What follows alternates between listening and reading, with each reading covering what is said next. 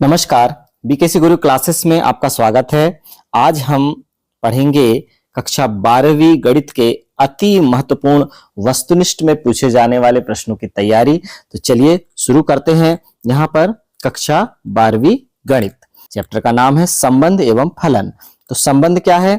समुच्चय ए से समुच्चय बी में कोई संबंध, जिसे हम बोलेंगे R X Y, X belong to A, Y belong to B, A cross B का उप समुच्चय होता है। जो ए और बी के जो क्रमित युग्म होंगे ए क्रॉस बी, उसका ही एक उप समुच्चय, वहां का एक रिलेशन होगा, संबंध होगा। जैसे कि हम यहां पर लिख के दर्शा रहे हैं कि ए क्रॉस बी जो है, क्रमित युग्म जो है, उनका ही एक उप समुच्चय कौन होगा? उनका संबंध होगा। जैसे हमने यहां पर ले लिया ए बराबर ले लिया 1, 8, 27 और बी के अवयव हैं 1, 2, 3। तो ए क्रॉस बी के सभी क्रमित युग्म क्या होंगे? सबसे पहले 1 के साथ 1, 1 के साथ 2, 1 के साथ 3, फिर 8 के साथ 1, 2, 3, फिर 27 के साथ 1, 2, 3। इस तरह से कुल ये 9 क्रमित युग्म हुए। संबंध आर इस प्रकार परिभाषित है। कैसे परिभाषित है? अब संबंध के लिए हमने एक शर्त रखी। संबंध एक प्रकार की शर्त है कि यहां पर क्या है कि पहला अवयव जो है दूसरे अवयव की घात 3 के बराबर है। तो हमें केवल उन्हीं अवयवों को यहां पर छांटना है जो पहला अवयव दूसरे अवयव की घात 3 के बराबर है। तो हम देख रहे हैं कि 1 की घात 3 भी करेंगे तो 1 आएगा, 1 की घात 3 करेंगे तो 1 आएगा, 2 की घात 3 किया तो 8 आया, और 3 की घात 3 किया तो 27 आया। यानी 1182 और 27 3। ये एक रिलेशन है जो कि दी गई शर्त को पालन करता है। शर्त क्या है कि पहला अवयव दूसरे अवयव की घात 3 के बराबर है। अतः स्पष्ट है कि R सबसेट है ए क्रॉस बी का। देखिए ए क्रॉस बी जो हमारा है, जिसके सारे क्रमित युग्म यहां लिखे हुए हैं, उसका ही एक उपसमुच्चय कौन है? R है। देखिए इन्हीं में से ये 3 अवयवों को हमने छाट कर यहां लिखा है ना। अब हम जानते हैं कि वास्तव में प्रांत क्या होता है। दो समुच्चयों में संबंध R के क्रमित युग्मों के सभी पहले अवयव के समुच्चय को के संबंध आर का प्रांत कहते हैं।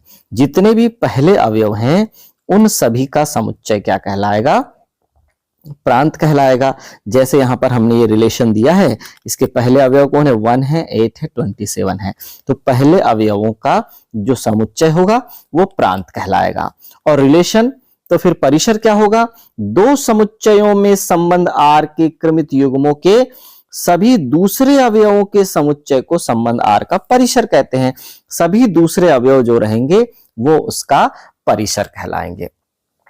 अब हम यदि ये देखते हैं कि दूसरे अवयव में यानी सेट बी में, यहां तो 1, 2, 3 ही है, 1, 2, 3 यहां का परिसर है। यदि सेट बी में और भी अवयव होते, सेट बी में और भी अवयव होते, मान लो 4 होता, तो इसका सह प्रांत क्या होता? अगर आर ए से बी में एक संबंध है तो समुच्चय बी संबंध आर का सह प्रांत कहलाता है। यानी जो भी समुच्चय बी के अवयव होंगे वो सभी सह प्रांत कहलाते हैं। समुच्चय बी के सभी अवयव परिसर हो सकते हैं या उनमें से कुछ अवयव परिसर हो सकते हैं, लेकिन समुच्चय बी पूरा का पूरा सह प्रांत कहलाता है। सह प्रांत से ही कुछ या सभी अवयव मिलकर परिसर होते हैं। प्रतिलोम फलन क्या होता है? Inverse relation, inverse function. यदि समुच्चय ए के सभी समुच्चय बी में कोई संबंध है, यदि समुच्चय ए से समुच्चय बी में कोई संबंध है, तो आर का प्रतिलोम संबंध वह संबंध है जो आर के प्रत्येक क्रमित युग्म के अवयवों को परस्पर बदल देने से प्राप्त होता है। इसे आर इनवर्स से निरूपित करते हैं। तो जो क्रमित युग्म बने हैं, आर के प्रत्येक क्रमित युग्म के अवयवों को परस्पर बदल दिया। जहां 1, 2 था तो उसको 2, 1 कर दिया। जहां x, y था तो उसको y, x कर दिया। तो वह प्रतिलोम संबंध, प्रतिलोम फलन प्रतिलोम फलन यानी प्रतिलोम संबंध कहलाएगा। यहां संबंध कर देंगे बच्चों, प्रतिलोम संबंध कहलाएगा। यहां पर हम रिलेशन के सारे अवयवों को बदल दें, x के स्थान पर y को और y के स्थान पर x को कर दें, तो ऐसे संबंध को हम प्रतिलोम संबंध कहते हैं, इनवर्स रिलेशन कहते हैं। अब संबंधों के प्रकार पर आते हैं। संबंधों के प्रकार देखिए यहां पर, रिक्त संबंध। क्या है रिक्त संबंध? समुच्चय A पर परिभाषित संबंध R एक रिक्त संबंध कहलाता है। कब कहलाएगा? यदि A का कोई भी अवयव A के किसी भी अवयव से संबंधित नहीं है। रिक्त संबंध तब कहलाएगा जब हम A से A में यदि हम कोई संबंध खोज रहे हैं और अवयवों की संख्या कुछ ना हो, अवयवों की संख्या कुछ भी, कोई भी अवयव ना हो, तो उसे हम बोलेंगे रिक्त संबंध। यानी A से A में रिलेशन का कोई भी संबंध ना हो, कोई भी अवयव ना हो, कोई भी क्रमित युग्म ना हो, तो उसे हम बोलेंगे रिक्त संबंध। सार्वत्रिक संबंध।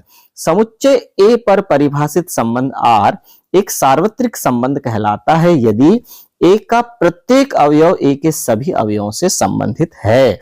यानी A क्रॉस A क्रमित युग्म में जितने अवयव आए, जैसे कि हमने अभी यहां पर A क्रॉस A के क्रमित युग्म में 9 अवयव लाए थे ना, ये सारे अवयव यदि रिलेशन में भी आ जाएं तो ये क्या कहलाएगा? ये सार्वत्रिक संबंध कहलाएगा। यानी जितने अवयव A क्रॉस A में आए हैं, जितने अवयव क्रमित युग्म में आए हैं, वो सारे अवयव यदि रिलेशन के रूप में भी आते हैं तो यहां पर हम बोलेंगे यह सार्वत्रिक संबंध है। रिक्त संबंध क्या है? कि जितने अवयव क्रमित युग्म में आए हैं उनमें से कोई भी अवयव रिलेशन में ना आए तो वह रिक्त संबंध कहलाता है। आइडेंटिटी रिलेशन या तत्समक संबंध किसे कहते हैं? यदि समुच्चय A में संबंध R इस प्रकार हो कि प्रत्येक XY बिलोंग टू A, सभी XY जो अवयव हैं सभी A के हैं, के लिए XY belong to R, X बराबर Y, तो R संबंध को तत्समक संबंध कहते हैं। समुच्चय A में इस संबंध को A से निरूपित करते हैं। तत्समक जैसा नाम है उसी तरह कि समुच्चय A में संबंध R कैसा है? XY बिलोंग टू A है, यानी पहला भी पद A में है और दूसरा भी पद A में है, और जो रिलेशन तैयार हो रहा है वो रिलेशन में बिलोंग भी करते हैं, और X और Y दोनों बराबर हैं। दोनों मान यदि बराबर हैं तो इसे हम बोलेंगे तत्समक संबंध। आइए अब फिर से रिक्त संबंध को देख लेते हैं कि जब A का कोई अवयव A के किसी भी अवयव से संबंधित नहीं है, जैसे कि यहां दिखाया गया है कि रिलेशन क्या है? फाई है। रिलेशन निकालने पर हमें क्या प्राप्त हो रहा है? फाई प्राप्त हो रहा है, तो हम कहेंगे वह रिक्त संबंध है। सार्वत्रिक संबंध जैसे हमने समझा विस्तार से, जब A का प्रत्येक अवयव A के सभी अवयव से संबंधित है तो हम इसे बोलेंगे कि R के जब हम रिलेशन निकाल रहे हैं तो सारे क्रमित युग्म जो हैं प्राप्त हुए थे हमें A क्रॉस A में, वो सभी हमें रिलेशन में प्राप्त हो जाएं तो हम बोलेंगे सार्वत्रिक संबंध है। स्वतुल्य संबंध क्या है? कोई संबंध स्वतुल्य संबंध कहलाता है यदि A बिलोंग टू A के लिए A बिलोंग टू R। इसका मतलब यह है कि दोनों क्रमित युग्म के दोनों सदस्य जो हैं A हो या B हो या C हो, तो इस तरह के संबंधों को हम बोलेंगे स्वतुल्य संबंध। फिर सममित संबंध किसे कहते हैं? यदि समस्त A1 A2 belong to A के लिए A1 A2 belong to R, तो A2 A1 belong to R प्राप्त हो। यदि हमें किसी संबंध में मान लो कि 1 2 हमें संबंध में प्राप्त हुआ है तो 2 1 भी हमें संबंध में प्राप्त होना चाहिए, तब हम बोलेंगे इसे कि ये सममित है। 1 2 है तो 2 1 भी उपस्थित होना चाहिए। संक्रामक संबंध किसे कहते हैं? यदि समस्त A1 A2 A3 belong to R के लिए A1 A2 belong to R तथा A2 A3 belong to R, A1 A3 भी बिलोंग टू R हो। यानी यदि पहला पद दूसरा पद 1 2 है और 2 3 है, देखिए किसी संबंध में 1 2 उपस्थित है, 2 3 उपस्थित है, तो इन दोनों के समान अवयवों को छोड़ने के बाद क्या बचेगा? 1 3। 1 3 भी उस संबंध में उपस्थित होना चाहिए, तब हम कहेंगे कि यह संबंध संक्रामक है। तीनों बातें हमें ध्यान रखना है। तुल्यता संबंध सिद्ध करने में हमें आवश्यकता होगी, किस किस की आवश्यकता होगी? स्वतुल्य की, वह खुद के बराबर होना चाहिए, 1 1 के बराबर होना चाहिए, 2 2 यानी साथ में हो, क्रमित युग्म समान अवयवों का हो, तो हम बोलेंगे कि यह क्या है? स्वतुल्य है। 3 अवयव है तो तीनों समान के बराबर साथ भी होना चाहिए। सम्मित में देखिए यदि 1 2 उपस्थित है तो 2 1 यानी उसका विपरीत भी उपस्थित होना चाहिए। संक्रामक में क्या है? 1 2 उपस्थित है, 2 3 उपस्थित है, तो 1 3 भी उपस्थित होना चाहिए। ए बी है, बी सी है, तो सी ए भी उपस्थित होना चाहिए संबंध में, तब हम कहेंगे संक्रामक। जब कोई संबंध स्वतुल्य, सम्मित और संक्रामक तीनों गुण रखता है तो उसे हम क्या कहते हैं? उससे हम कहते हैं तुल्यता संबंध। उसे हम कहते हैं तुल्यता संबंध। ठीक है बच्चों, अब एकैकी अथवा एकैक फलन या बहुएक फलन क्या है ये जानते हैं। एक फलन f such that x2 y एकैकी अथवा एकैक फलन कहलाता है। कब कहलाएगा एकैकी या एकैक फलन? यदि f के अंतर्गत x के भिन्न अवयवों के प्रतिबिंब भी भिन्न होते हैं, यानी x से हम उसका प्रतिबिंब देख रहे हैं, उसके अलग अलग अवयवों के अलग अलग प्रतिबिंब प्राप्त हो रहे हैं, अर्थात प्रत्येक x1 x2 belong to x के लिए f x1 f x2 का तात्पर्य है कि x1 बराबर x2, अन्यथा यह एक बहुएकी फलन कहलाता है। तो देखिए हम ये देख रहे हैं कि प्रत्येक के लिए भिन्न भिन्न प्रतिबिंब यदि हमें प्राप्त हो रहे हैं तो वह एकैकी फलन है, या एक मेहमान एक ही कुर्सी में जाकर बैठे तो हम बोलेंगे कि एकैकी है। अब हम देखते हैं कि 2 मेहमान जाकर एक कुर्सी में बैठ रहे हैं तो बहुएक फलन है। और फिर तीसरा जो है आच्छादक, इसे हम बोलते हैं, उसके बारे में जानते हैं कि एक फलन आच्छादक फलन कहलाता है यदि f के अंतर्गत y का प्रत्येक अवयव x के किसी न किसी अवयव का प्रतिबिंब होता ही है, यानी y की सारी कुर्सियां जो हैं x के सदस्यों के द्वारा भर दी गई हैं, x के सदस्यों के द्वारा भर दी गई हैं, तो इसे हम बोलेंगे कि यह एक आच्छादक फलन है। ठीक है, तो एकैकी, आच्छादक, बहुएक, तीनों बातें हमने समझ लिया। एकैकी क्या है फिर से देख लीजिए। एकैकी फलन क्या कहला रहा है? यदि x के भिन्न अवयवों के प्रतिबिंब भी भिन्न भिन्न प्राप्त हो रहे हैं तो एकैकी है। यदि एक से अधिक अवयवों का प्रतिबिंब एक समान प्राप्त हो रहा है, यानी ऋण 1 का वर्ग भी 1 और 1 का वर्ग भी 1 प्राप्त हो रहा है, तो इस तरह से आच्छादक फलन है, और बहुएक फलन है। और आच्छादक फलन के लिए केवल एक शर्त है कि y का प्रत्येक अवयव किसी न किसी अवयव का प्रतिबिंब होना चाहिए, तब हम उसे बोलेंगे आच्छादक फलन। चलिए आगे बढ़ते हैं। यदि कोई संबंध स्वतुल्य, सम्मित एवं संक्रामक तीनों हो तो उसे तुल्यता संबंध कहते हैं। किसे कहेंगे हम तुल्यता संबंध? यदि कोई संबंध स्वतुल्य है, स्वयं के समान है, सम्मित है 1 2 2 1 सम्मित है, संक्रामक है 1 2 2 3 1 3, तो हम इसे तुल्यता संबंध कहते हैं। आगे है फलन के चित्रीय निरूपण को क्या बोलते हैं? प्रतिचित्रण कहते हैं। फलन का जो चित्रीय निरूपण हम करते हैं उसे हम प्रतिचित्रण कहते हैं। द्विआधारी संक्रियाएं साहचर्यता, क्रम विनिमयता, तत्समक का अस्तित्व, प्रतिलोम का अस्तित्व जैसे गुणों का पालन करती हैं।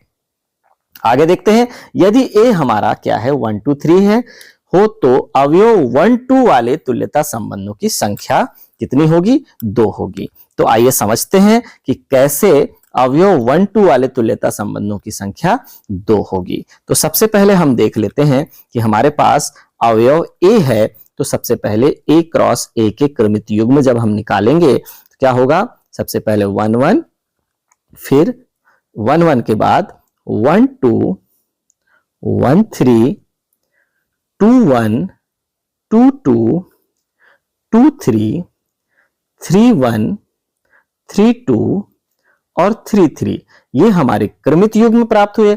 अब हम ये देख रहे हैं कि इन क्रमित युग्मों से कितने संबंध ऐसे हैं जिनमें, कितने तुल्यता संबंध ऐसे हैं जिनमें 1 2 उपस्थित हो। तो पहला संबंध हम निकालने का प्रयास करते हैं R1। R1 हम पहले निकालने का प्रयास करते हैं। छोटे से छोटे संबंध से शुरू करेंगे और इस A क्रॉस B से अलग अलग कितने संबंध हम बना सकते हैं, लेकिन शर्त उसमें यह है कि अवयव 1 2 उपस्थित होना चाहिए। तो सबसे पहले हम देखते हैं एक तुल्यता संबंध जिसमें स्वतुल्य वाला, स्वतुल्य यानी 1 1 के बराबर, 2 2 के बराबर और 3 3 के बराबर, ये हो गया। फिर स्वतुल्य के बाद हमें लेना है सममित। तो सममित में क्या हो जाएगा, 1 2 और 2 1 को ले लेते हैं। तो देखिए 1 2 का सममित क्या हो जाएगा, 2 1। और यहां भी देखेंगे यदि हम इन दोनों के AB और BC लेते हैं तो ये 2 2 को हटा देते हैं तो फिर 1 1 फिर से उपस्थित है, यानी यह एक तुल्यता संबंध कंप्लीट हो गया R1। और यह तुल्यता संबंध कंप्लीट भी हो गया और हमें यह भी पता चल गया कि इसमें 1 2 उपस्थित है। और देखते हैं कि और तुल्यता संबंध बन सकते हैं क्या। अब हम लेते हैं R2। R2 में हम फिर से लेते हैं 1 1 तो रहेगा, 2 2 भी रहेगा, 3 3 भी रहेगा। फिर हम देखते हैं कि 1 2 2 1 ये भी रहेगा। इसके अलावा अब देखिए 1 2 2 1 हो गया, 2 3 फिर 3 2 और फिर 1 3 1 3 और 3 1। अब देखिए यहां पर हमारे 1 2 3 4 5 6 7 8 9 सभी 9 अवयव उपस्थित हो गए।